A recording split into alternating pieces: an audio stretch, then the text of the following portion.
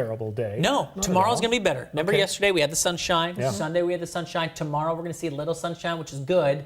I use the word little. I mean, that's relative. I think some spots could see a good amount. Here's where we have the last flood warning. All right, this is it. The last one. White River near the Puyallup area, technically just east of Tacoma. That's where we've got the last flood warning, and that should, of course, bump up. In fact, it's forecasted to go up into that minor flood stage as we head into tomorrow and the next couple of days, and then it will subside again. But everybody else is below flood stage. That's great.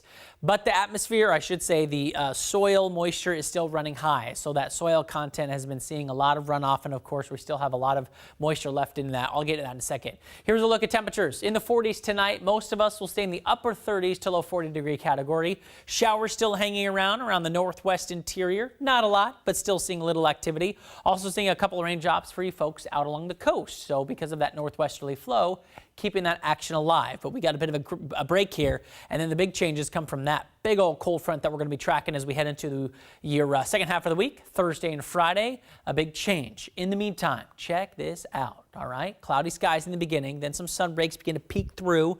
You get it out, you hit midday, and you look outside. Hey, the sun's out. Let me go out and enjoy a little bit of a walk. It's going to be nice. Temperatures in the mid to upper 40s. But by Thursday, conditions change. So those scattered showers you see tonight, eventually they dwindle during the overnight hours this evening. Cloud cover in the morning. And the cloud cover tries to spread apart by midday. There's your sunbreak activity. Still, we're going to look at mostly cloudy skies hovering around the area. But anytime I can get a sunbreak this time of year, I'm all about it, okay? And then we go into your Thursday time frame. There's the front. Notice it's peeking its way into the northwest area, or I should say the top left-hand side of your screen, and then working its way around the I-5 corridor. So Thursday morning, I'd say late morning, 9 o'clock or so, it'll move across I-5, I-405, and then we're talking about snow up in the mountains, and then those showers will continue. Now, the wind, it picks up a little bit. Here's your timestamp. By Thursday in the afternoon, we can see wind speeds anywhere from 10 to 25 miles per hour, not out of the question. A little breezy going into your Friday as well, but the winds will slowly subside towards the last bit of the week. So mostly cloudy. Sun breaks tomorrow. We talked about that.